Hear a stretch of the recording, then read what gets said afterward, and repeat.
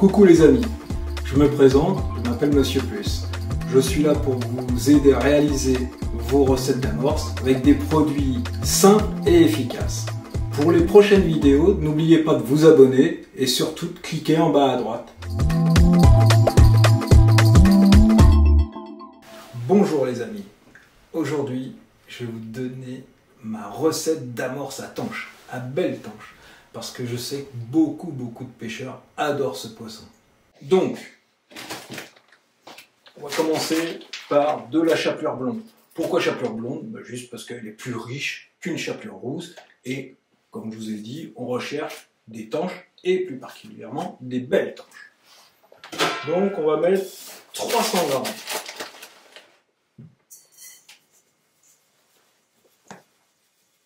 Voilà. 300 grammes de chapelure blonde. Hop. On va la verser dans un petit mélangeur. Voilà. 300 grammes de chapelure blonde. Ensuite, 100 grammes de biscuit moulu. Pourquoi le biscuit moulu? Par rapport à un biscuit galette moulu, beaucoup plus riche, et c'est comme un biscuit type cigarette russe. Donc, 100 grammes.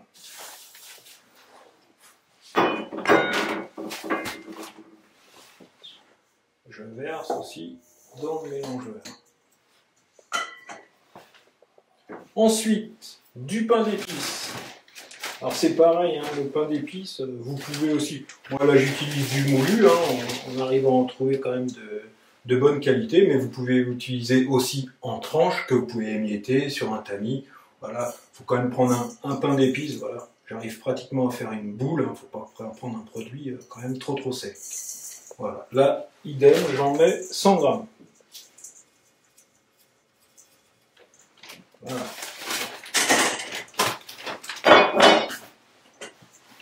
Pareil, hein, je verse dans le petit mélangeur. Ensuite, du PV1. Ah donc, qui dit PV1, hein, dit collant, hein, pour lier l'amorce. Pareil aussi. Là, j'en mets 100 grammes.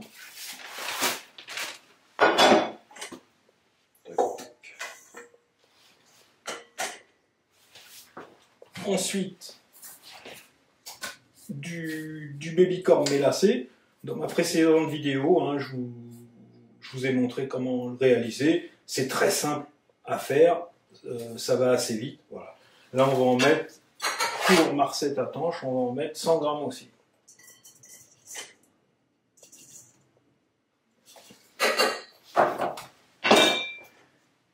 Et on va finir la recette avec un bird food. Alors, bird food, c'est des graines hein, d'oiseaux voilà, enrichies. Celles-là, elles sont bicolores. Voilà. En plus, dans l'amorce, ça fait des petits points. C'est très bon pour les poissons. Là, on va en mettre 50 grammes. Voilà. Et puis là, je l'ai mis dans le récipient. Bien sûr, hein, moi la recette, là, les doses que je vous ai données, les proportions, hein, vous pouvez bien sûr les changer, les modifier suivant la quantité d'amorce que vous avez besoin. Alors maintenant, on va préparer notre fameux gâteau à tanche. Je vais incorporer de l'eau.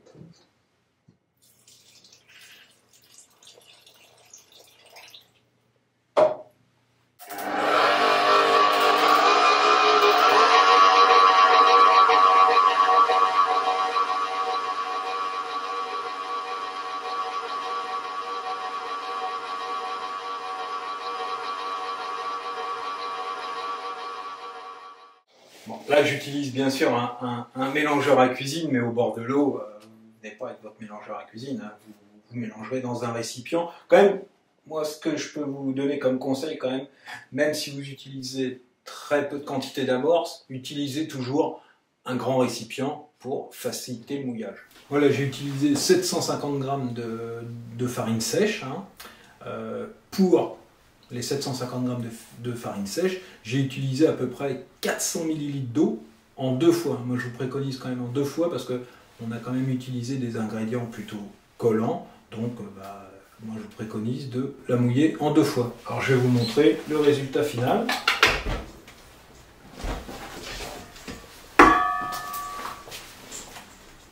Voilà, une amorce en belle granulométrie, de couleur quand même pas trop claire. Hein. Les belles tanches, elles aiment une couleur comme ça, plutôt rousse, hein, avec tous les points de beurre full dedans. Vous allez bien fixer les poissons sur votre cou. Hein, Donc c'est une amorce quand même donc, riche et collante, hein, comme vous voyez.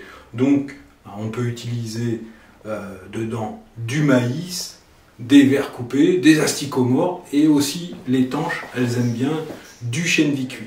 Et ben maintenant il n'y a plus qu'à, hein, c'est à vous de jouer et puis je vous souhaite de bonnes parties de pêche à la tanche. Voilà, à bientôt.